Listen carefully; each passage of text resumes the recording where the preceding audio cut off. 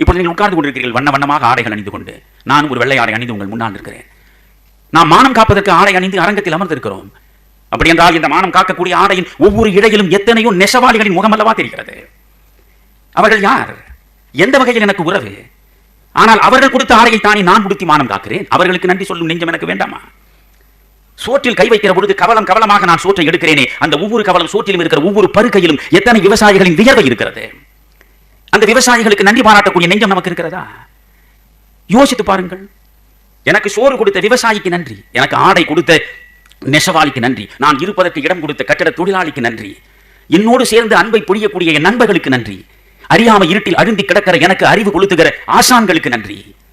இப்படி ஒரு அழகான கல்வி கூடத்தை கட்டி உங்களை எல்லாம் ஒருங்கிணைத்து உங்களை உயர் அறிஞர்களாக மாற்றுவதற்காக அடித்தளத்தை அமைத்துக் கொடுத்திருக்கிற இந்த நிர்வாக குழுவுக்கு நன்றி என்று நீங்கள் ஒவ்வொருவருக்கும் நன்றி பாராட்டிக் கொண்டே வாருங்கள். அந்த நெஞ்சில் அன்பை தவிர வேறு எதுவுமே இருக்காது. அன்பை தவிர எதுவுமே இருக்காது. அன்புதான் ஒவ்வொரு மனிதனும் தேடி பெற்றாக வேண்டிய மிகப்பெரிய வரம். அதனால் தான் பாரதி சொல்கிறான், அன்பிற் சிறந்த தவம் இல்லை என்கிறான். ஒவ்வொருவனும் ஒரு தவம் செய்ய வேண்டும் என்கிறான் பாரதி.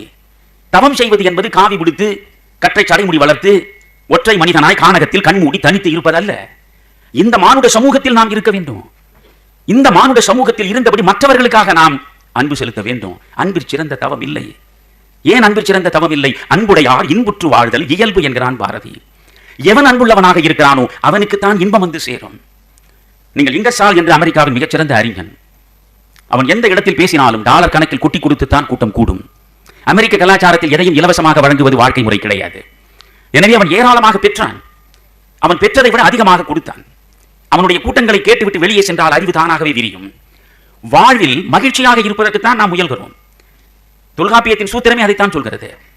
எல்லா உயிர்களும் எதை நோக்கி செல்கின்றன? மகிழ்ச்சியை, இன்பத்தை அடைவதற்கு தான். நீங்கள் ஏன் படிக்க வந்திருக்கிறீர்கள்? படித்தால் தான் பணிபுரிய முடியும், பணிபுரிந்தால் தான் பணம் பெற முடியும், பணம் பெற்றால் தான் நீங்கள் அடையக்கூடிய இன்பங்களை எல்லாம் அடைய முடியும். எனவே எல்லாவற்றுக்கும் நீங்கள் பார்த்தால் ஆதாரமாக இருப்பது, ஒவ்வொரு உயிருக்கும் தேவையாக இருப்பது மகிழ்ச்சி தான். இந்த மகிழ்ச்சியை எப்படி பெறுவது?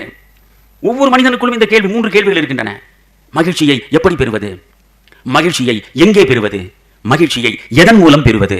இந்த 3 கேள்விதான் முக்கியம். மகிழ்ச்சியை எப்படி பெறுவது? மகிழ்ச்சியை எங்கே பெறுவது? மகிழ்ச்சியை எதன் மூலம் பெறுவது? அழகாக சொல்கிறான் இங்கர்சால். நீங்கள் தயவு செய்து உங்கள் மனப்புத்தகத்தில் எழுதி வைத்துக் கொள்ளுங்கள். ஒரு காதில் வாங்கி மறுகாதில் விடுவதனால் ஒரு பயனும் இல்லை.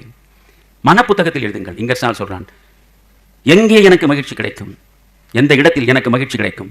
கொடைக்கானலிலா, ஊட்டியிலா, சிம்லாவிலா, டார்ஜிலிங்கிலா? எங்கே எனக்கு மகிழ்ச்சி கிடைக்கும்? இங்கர்சால் சொல்றான், time to be happy, the place to be happy is here. முதலில் அவன் தொடங்குவான், happiness is the only good. happiness is the only good. மகிழ்ச்சி ஒன்றுதானடா மனிதனுக்கு நலம் பயக்கக்கூடியது.